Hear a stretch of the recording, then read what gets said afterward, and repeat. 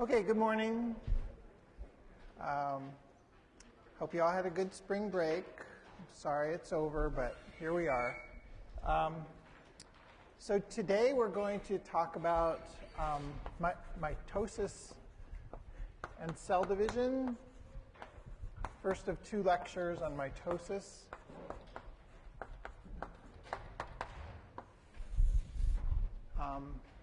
So cell division, this is wrapping up our last week on the cytoskeleton. And cell division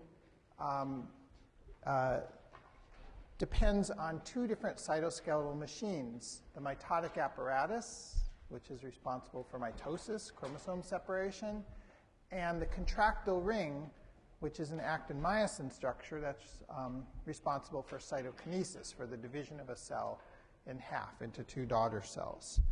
And the activities of these two machines have to be very well coordinated, both in space and time, so that the spindle gets set up properly within the cell, and at the right time the chromosomes divide, and then cytokinesis has to ensue soon after the chromosomes divide, and it has to bisect the plane of the spindle so that the chromosomes are partitioned to the two daughter cells.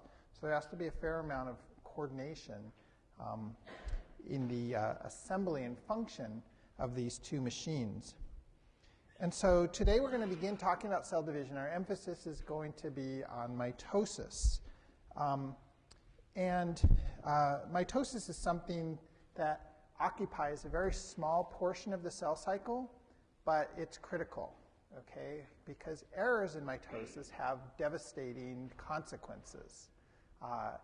Errors in chromosome segregation contribute to cancer, okay? It's part of, there's growing evidence, part of tumor progression is a breakdown in the fidelity by which daughter cells faithfully receive one copy of each chromosome.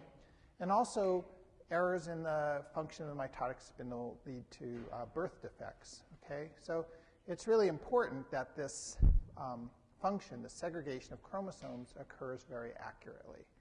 And so in studies in budding yeast, where it's possible to use the sort of sophisticated genetic tools that are present in this organism, it's possible to actually design an experiment in which you can measure how well the mitotic apparatus works. You know, think about it. In your body, you have, in your somatic cells, you have 46 chromosomes, and every time a cell divides, each one of those has to be duplicated, and then the daughter cell has to get one and only one copy of each of those 46 chromosomes. Well, in budding yeast, where they've been able to measure the fidelity of this process, how well it works, they found that a mistake is made at only 1 in 100,000 cell divisions.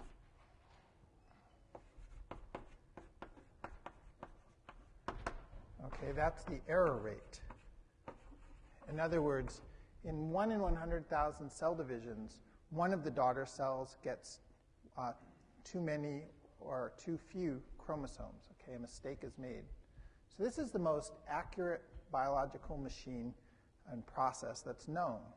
And what we want to talk about is mitosis, how it works. And one of the interesting questions is, how does it work with such a high fidelity and keep the error rate so low?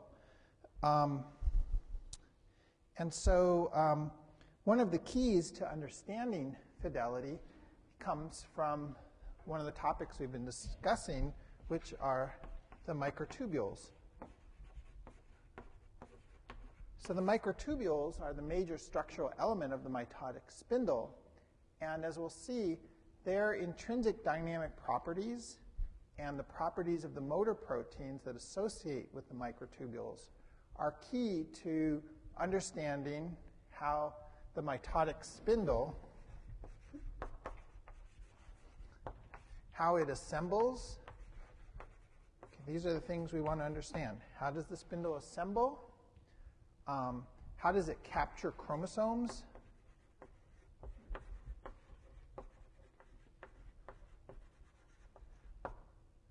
And how does it separate the chromosomes?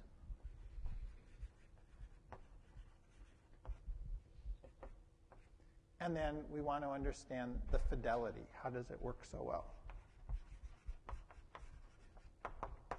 Okay, so these different parts all have to work well. The assembly of the spindle, the capture of the chromosomes, the separation of the chromosomes in order to get a high fidelity. Okay, so the process of mitosis occurs in the context of the cell cycle. Okay, it's something, as I said, that occupies only a small part of the cell cycle. Let's just review what those parts are. So the cell division cycle consists of S phase, which is DNA synthesis, and M phase, which is mitosis. And these are separated by two gaps called G1 and G2. Okay? And so today we're going to be focusing on mitosis. Okay? And the first thing we want to know is, what are the prerequisites when a cell enters mitosis? Okay? These are processes, two vital processes, the replication of the genome and then the segregation of that genome to daughter cells. What are the prerequisites in order for a cell to enter into mitosis? So in other words, what has to happen here?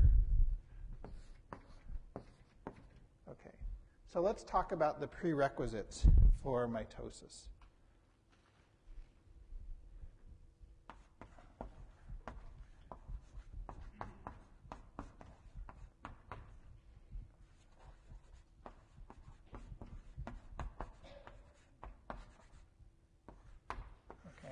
I'm going to go through what these prerequisites are, and then I'm going to show you some movies of mitosis, because I think to really appreciate this process and just how awesome it is, the ability to have this machine to segregate your chromosomes at every cell cycle, you really have to see it and visualize it.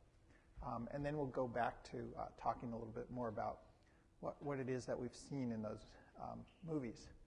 So the first thing that has to happen is that the chromosomes have to condense.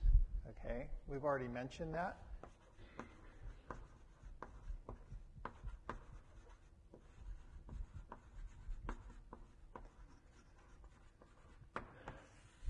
Okay, chromosome condensation.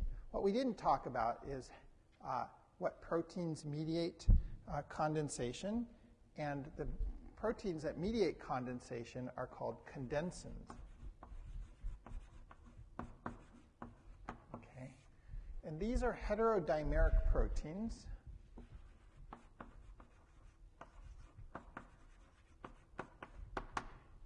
And they consist of an SMC2 and an SMC4 subunit.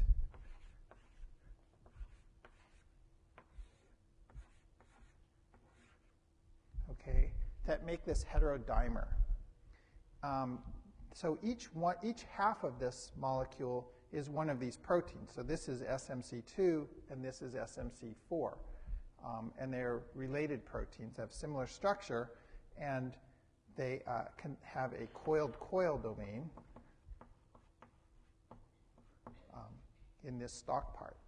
And what happens with these condensins is that they get phosphorylated by a cyclin-dependent kinase. Remember, this is a protein kinase that drives the cell into mitosis. It's abbreviated CDK. You will hear more about the cyclin-dependent kinase in the next 5-week unit of the course with Professor Lowe. And what happens is that these condensins then hold loops of DNA together. You know, I should have mentioned that each of these heads, that these are ATPases, binds, that each condensin, SMC2 and SMC4, binds to an ATP. These condensins then bind together the DNA And the condensins themselves associate in a higher order complex with some additional proteins, okay? So they associate with each other, and this condenses the DNA, okay? And so I think I said in the previous lecture that there's an additional 10-fold condensation as a cell enters mitosis. I think I want to revise that to a 50-fold condensation, additional condensation.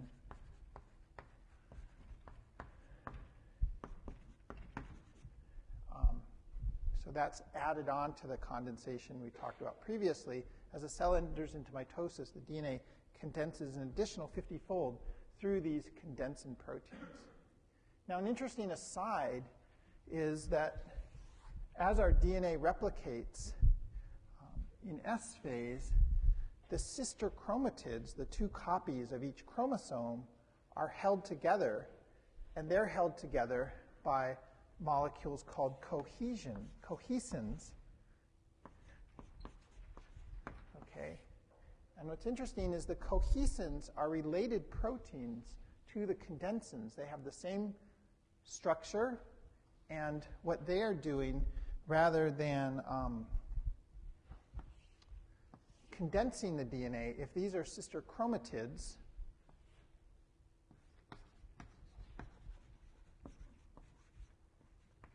the cohesins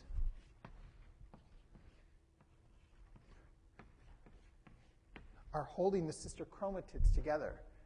And what's going to happen is at anaphase, when the sister chromatids are released from each other and separate to opposite poles, these proteins, the cohesins, get degraded by something called the anaphase promoting complex, or APC.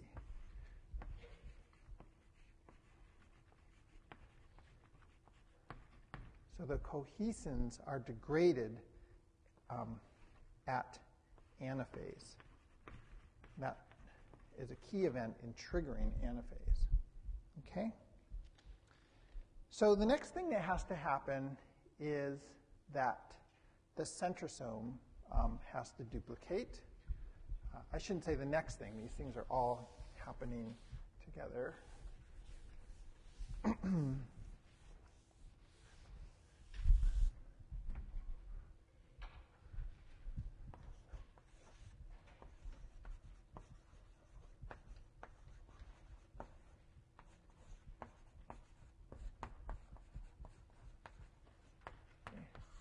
So just like there's a nuclear division cycle, okay, this classic sort of cell cycle diagram describes the nucleus. It's sort of nucleus-centric, if you will. There is a centrosome cycle, okay? And the centrosome, we've discussed, contains this pericentriolar material with a pair of centrioles. Remember, in this amorphous material, we find the gamma-Turk complex, which nucleates microtubule assembly. And so in G1 cells, we have one of these centrosomes associated with the nucleus, right? Now, in late G1 into S phase, what happens is that the centrioles duplicate. And so we end up with two pairs of centrioles in the centrosome. Okay, so we get centriole duplication.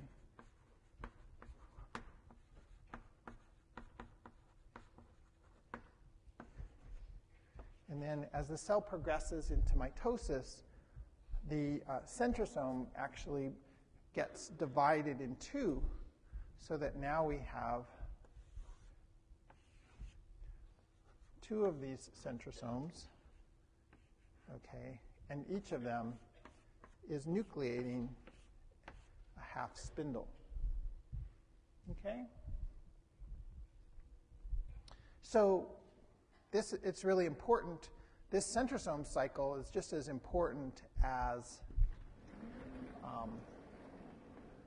other events in the cell cycle because there are cases where there are errors in the centrosome cycle. So for example, in cancer cells, one often finds abnormal situations where there are monopolar spindles and multipolar spindles.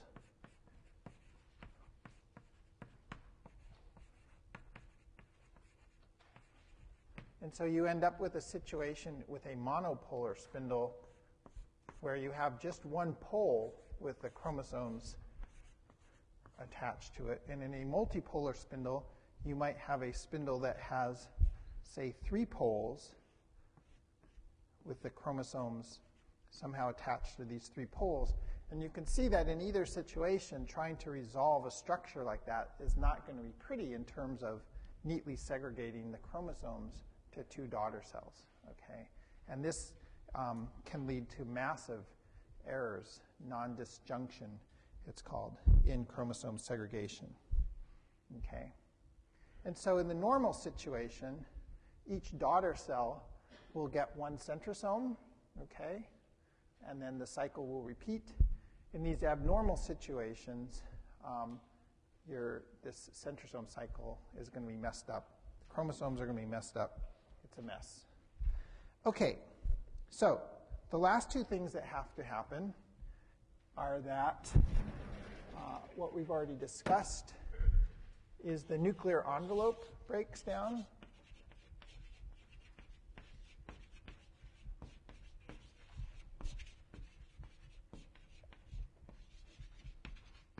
Okay, this is a key event because when it breaks down, then these spindle microtubules have access to the chromosomes, and chromosomes can become attached to the spindle.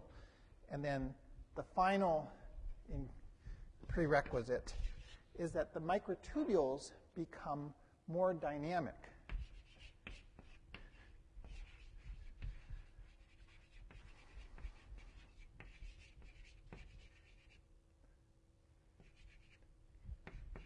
And so in interphase cells, so cells in G1 we generally refer to as interphase. In interphase cells, the half-life of these microtubules that we see in these arrays is typically about 5 minutes. Okay? They grow and shrink, but the lifetime of microtubules is about 5 minutes. In a mitotic cell, the half-life of a microtubule is on the order of 15 to 30 seconds. So as cells enter mitosis, the microtubules become more short-lived. That means that they are spending more time growing and shrinking. And in addition, there are more microtubules in the cell, okay, being nucleated. Okay, that's going to become important for capturing the chromosomes as the nuclear envelopes breaks down. The microtubules are more dynamic. They're probing space, and they're able to find the chromosomes. Okay, so let's look at some examples of mitosis.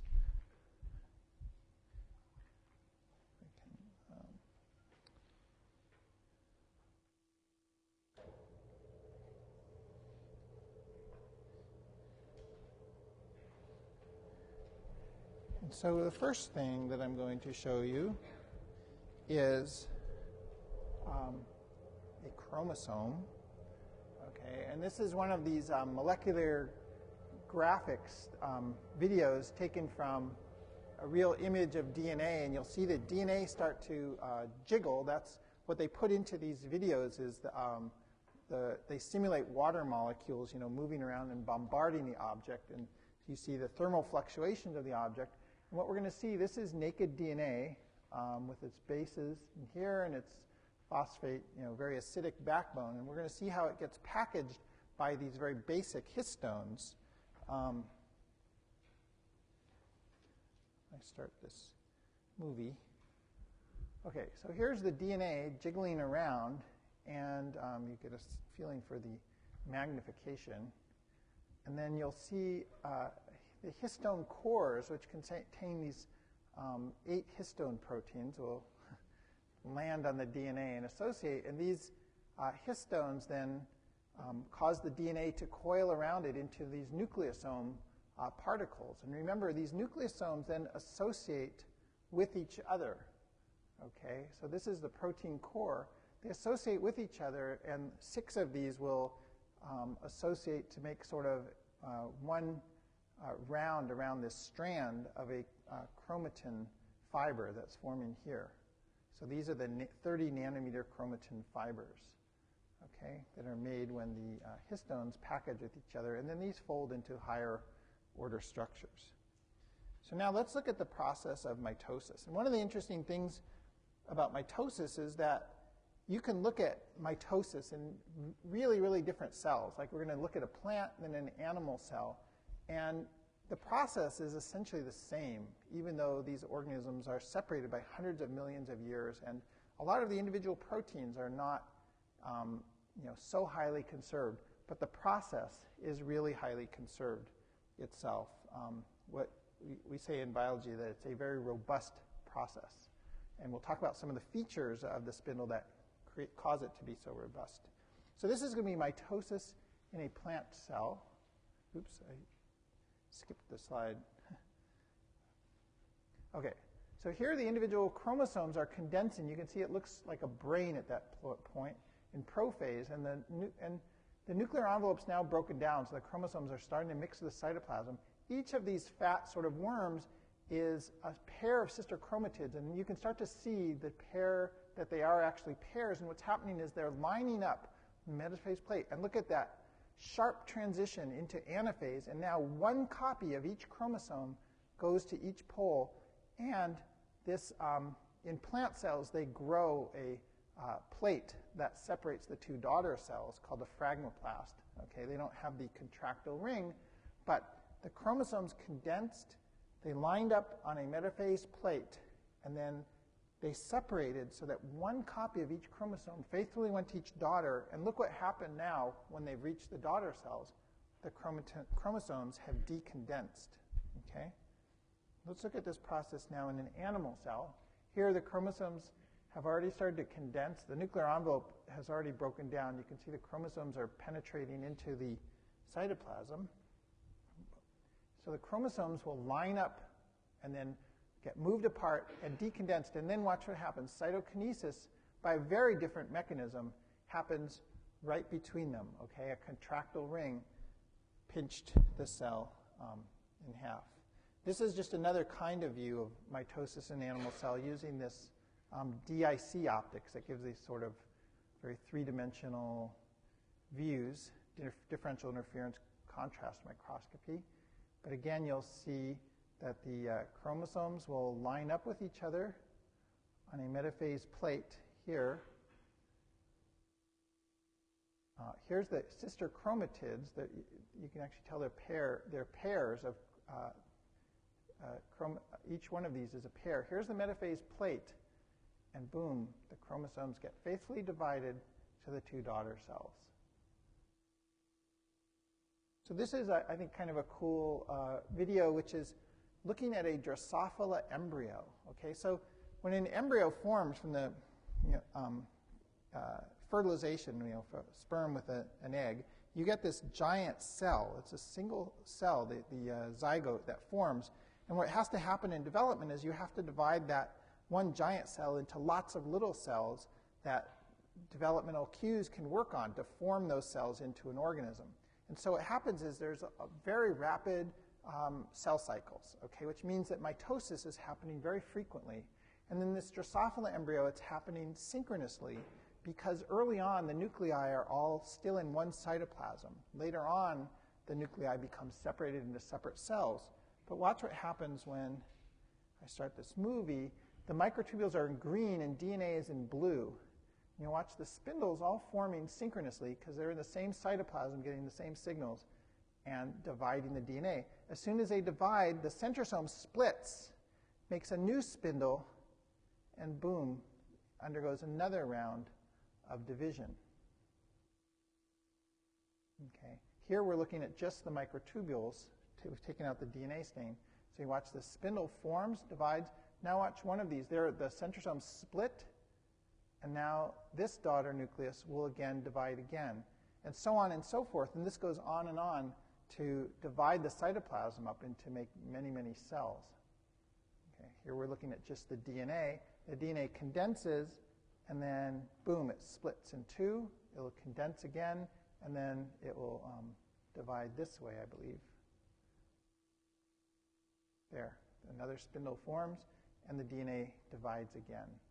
Okay, and it's happening completely in synchrony, and here we have both the stains together again.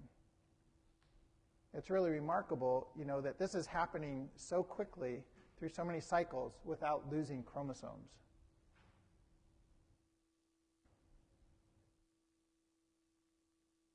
Okay, I think that's the end of that video. This is just going back to our imaging stuff. This is a three-dimensional depiction of a spindle. Here the DNA is in red and the microtubules are in green, and you get the sense, although we draw everything in 2 dimensions, or your textbook gives a 2-dimensional feel, that remember these are all 3-dimensional structures. They're like these big barrel-shaped structures, and this is just a different kind of view of that, which hopefully won't make you guys sick, but it's you can see the 3-dimensional. And here we have an embryo where 2 nuclei, the maternal and paternal nuclei, are going to fuse, and then they're going to enter into the first mitosis. So here they are. Here's the DNA condensing, mixing, and the spindle forms and separates them. And I think that's enough examples. So that gives you a sense then of mitosis and how rapidly it occurs, that it's a very short part of the cell cycle, but it has to work extremely well, because even in these the situation with these embryos that are dividing very rapidly, this mechanism is so robust that it's able to, the DNA can replicate, it can condense, the spindle can find each of the chromatids and then separate them to different poles. So let's now break this process down into its constituent phases. Although mitosis is a very rapid process, it actually consists of a number of distinct phases. So now we're going to talk about the distinct phases of mitosis.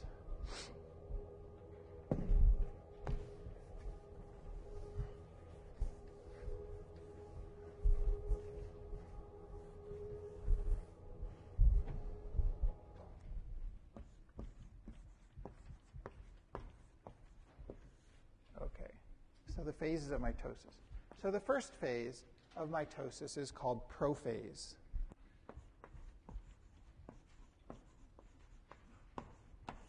So prophase is the phase in which the chromosomes, so if we draw our cell with our nucleus, at this phase the chromosomes are going to condense. Okay, during prophase you start to see individual chromosomes, and the centrosomes divide from each other.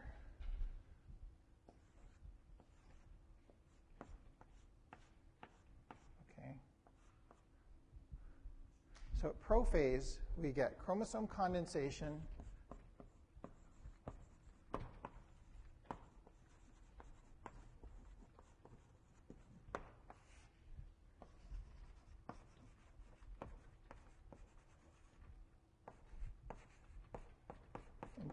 the centrosome splits in two, okay? And this is the beginning of the formation of the mitotic spindle, okay?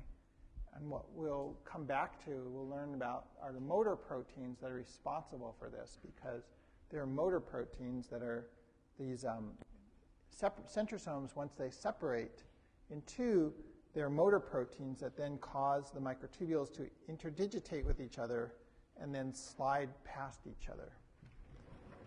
Okay. And so the next step in this process is prometaphase.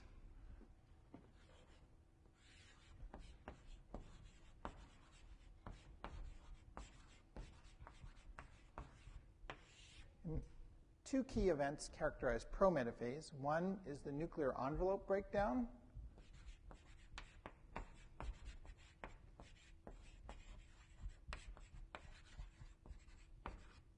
And the other is chromosome capture by microtubules.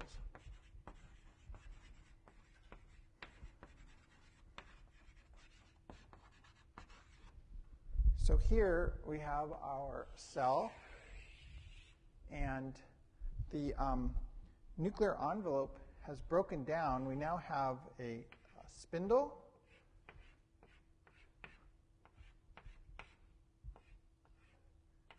And what happens is the spindle microtubules start to capture chromosomes. But the chromosomes, when they're first captured, are captured just by microtubules coming from one pole. Okay? So they only have an attachment to one pole initially. And over time, that attachment gets converted so that each chromosome is attached to both poles. Okay? And when that point is reached, where all the chromosomes are attached to both poles, we have entered into metaphase.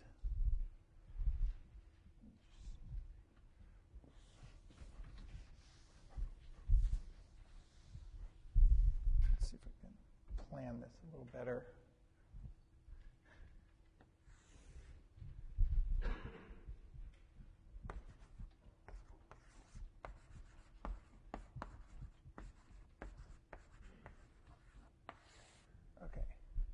So metaphase occurs when we have our cell, we have our spindle, and all the chromosomes now are lined up at this plate in the middle called the metaphase plate. And that means that every chromosome is captured by microtubules. It's attached to microtubules emanating from both poles.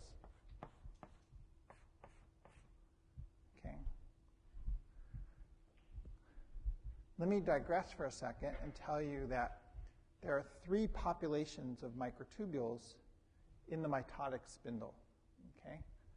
There are astral microtubules. These are the microtubules that reach out from the centrosome towards the cell surface. There are kinetochore microtubules.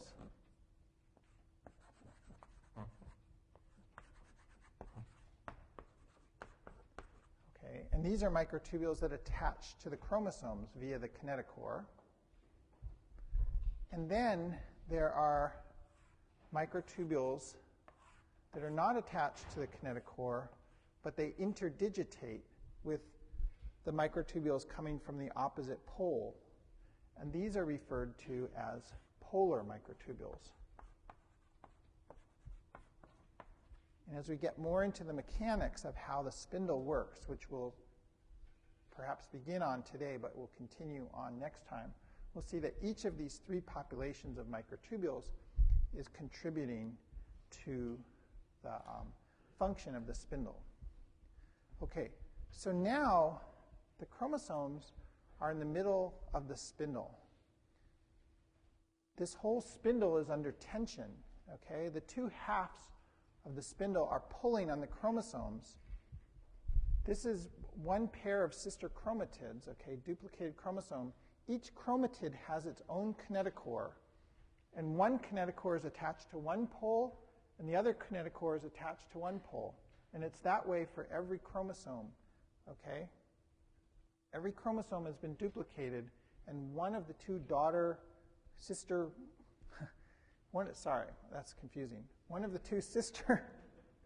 chromatids is attached to each pole, okay? When all the chromosomes are lined up like that, then there's tension on every chromosome, okay? How do we know that? People have come in with a laser beam laser microbeam and you cut the fiber here, and the chromosome flies to the opposite pole. If you cut a fiber on one side, it flies to the opposite pole. So the whole thing is under tension. This is a really crucial point in this whole process of mitosis, okay? Because after the next step, there's no going back, okay? The next step is going to be to separate these sister chromatids to the two poles. If things are not lined up perfectly at this point, a mistake will happen, okay? If there's a chromosome that is only attached to one pole and the next step occurs, the next step is anaphase, you're going to get missegregation, okay? So there are mechanisms in the cell that monitor this state, and the mechanism is called a checkpoint.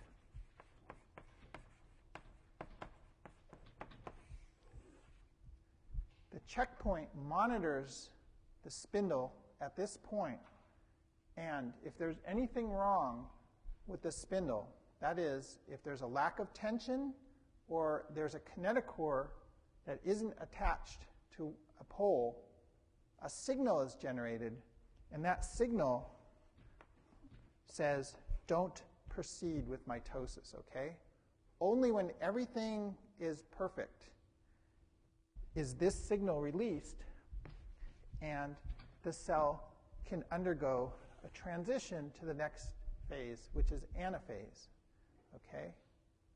And so what happens is, remember the cohesins that are holding the sister chromatids together are degraded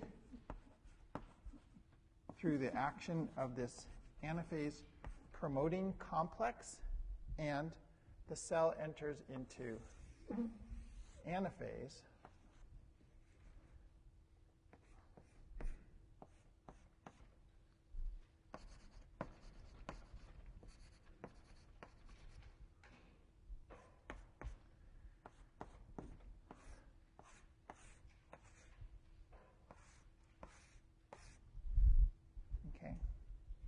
So now the sister chromatids have come apart. The cohesins have been degraded. Okay, this happens very synchronously. You should believe me because you saw this in the movie, right? You saw the metaphase where the chromatids were all together, and then suddenly, in a very synchronous manner, they all flew apart basically to the opposite poles. Now, anaphase consists of two components. There's anaphase A and anaphase B.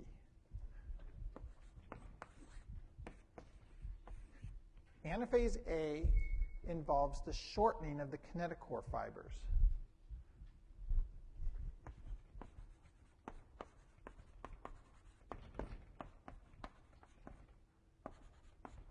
Okay.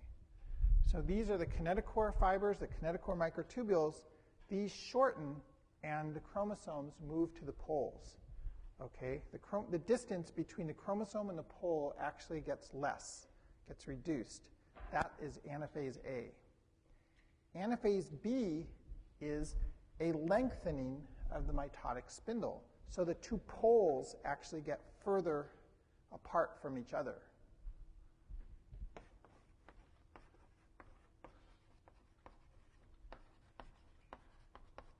Okay, so does everyone get that? There's two components to anaphase. Anaphase A, where the distance between the chromosome and the pole gets smaller, and anaphase B, where the distance separating the poles gets bigger. And together, the anaphase A and B contribute to separating the chromosomes. All right? Okay. So, the next phase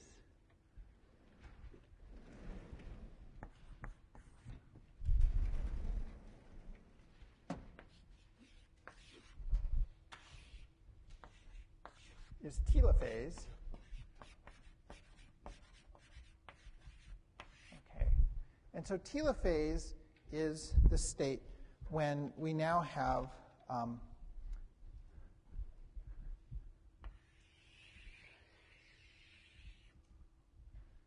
the nuclear envelope beginning to reassemble.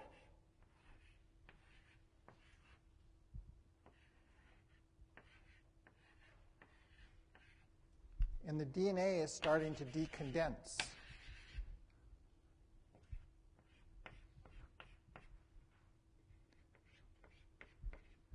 Okay, so the nuclear envelope assembles,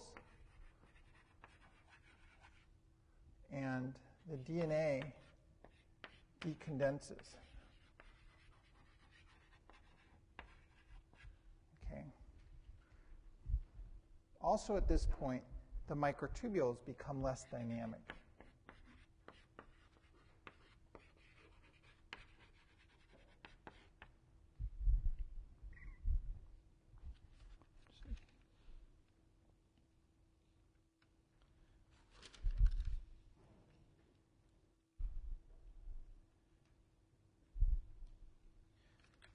Okay.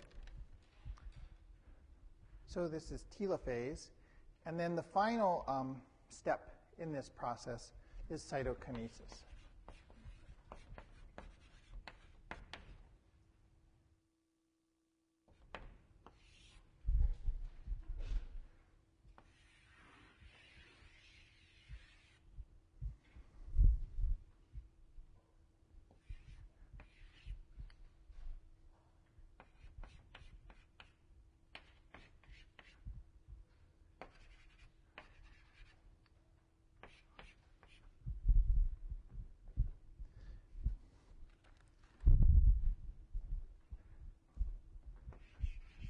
Okay, so cytokinesis then happens. The assembly of the contractile ring in both time and place is coordinated with the function of the spindle. The spindle actually creates a cue for where a spatial cue for where the contractile ring is going to form. And when the contractile ring forms, it often pinches down on a bit of the spindle that's left behind in a structure that is referred to as the midbody. Okay, and the contractile ring is actually something that is around the periphery of the cell. It's associated with the membrane, and it contracts and pinches the membrane to create two daughter cells. As it contracts, the contractile ring is disassembling. And this is an actin-myosin contractile process. Okay? So those are the phases of mitosis. We saw this happen really quickly in the movies, okay? We saw the chromosomes condense, they got associated with the spindle, pulled apart, new daughter nuclei formed. But these are the different phases that have to happen every time the cell goes through mitosis. Any questions about any of that? Okay, so let's talk about how chromosomes become attached to the spindle at prometaphase.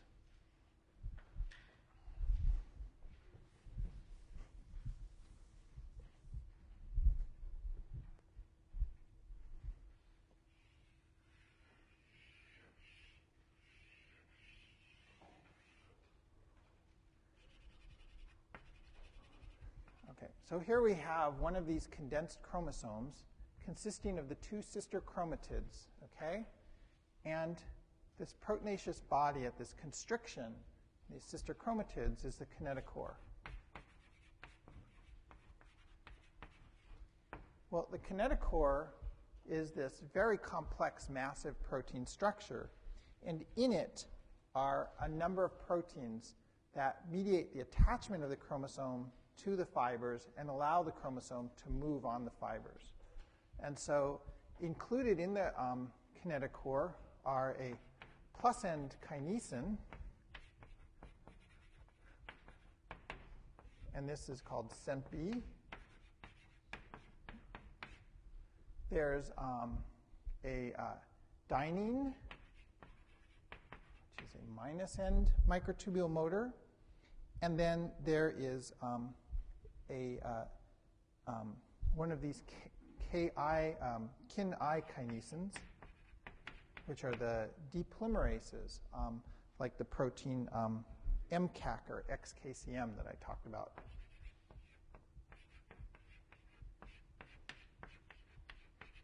Okay, So these then are motor proteins that are in the kinetochore that give the kinetochore the ability to bind to microtubules and to move on the microtubules.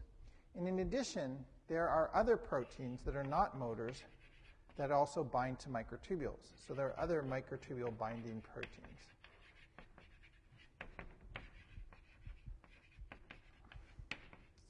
So in prometaphase, when the microtubules become really dynamic, what happens is that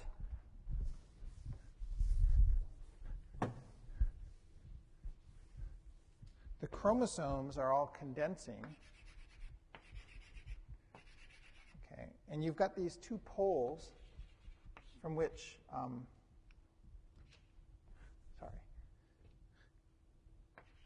you've got these two poles from which microtubules are assembling. And what happens is the microtubules are assembling and disassembling like crazy from these poles because we've sort of jacked up the whole dynamic process. And so what's going to happen are the microtubules are going to encounter chromosomes. And when they do that, they can do this in two different manners. Okay? There's a side interaction, side binding, and there's an end binding. Okay? So the first thing that's going to happen is either a side binding or an end binding interaction is going to happen between a microtubule and a kinetochore. Okay? And at first, the first interaction will be with only one pole of the spindle. When these side binding interactions happen, what happens is the chromosome starts to move around on the microtubule, okay, with these motor proteins. But eventually, so it sort of draws the chromosomes into the spindle, if you will. Eventually, all of these side binding interactions are going to be converted to end binding interactions. So the side binding interaction, through a mysterious process, will become converted to an end binding interaction. And with time, so the first thing is to capture all the microtubules and bring them into the spindle. And then there's a really high density of microtubules emanating from both poles. And what will happen with time is that each chromosome will become connected to microtubules from both poles. Now what happens is there are forces acting on the chromosomes, okay? There are forces acting both from the kinetochore and forces that actually act on the arms of the chromosomes. And together, those forces are all pushing and pulling on the chromosomes. And so when a chromosome gets close to a pole, it's actually going to get pushed away from that pole and get pulled towards the other pole until eventually everything sort of comes into this balanced state where all the forces basically cancel out. Okay? And we've balanced all the forces, and now all the chromosomes have come to rest in the middle. Okay? But they're under tension, and that's what, at mitosis, triggers the sudden release of all the chromosomes to the two poles. Okay? And remember, I told you the way we know that is that people have done a lot of manipulations of this spindle, such as coming in with a laser microbeam, cutting a fiber to one pole, and the chromosome flies the other pole. Now, how many microtubules are associated with each kinetochore? Well, in yeast, in budding yeast, there's only one microtubule per kinetochore. In us, in humans, there's something like 35 microtubules per kinetochore.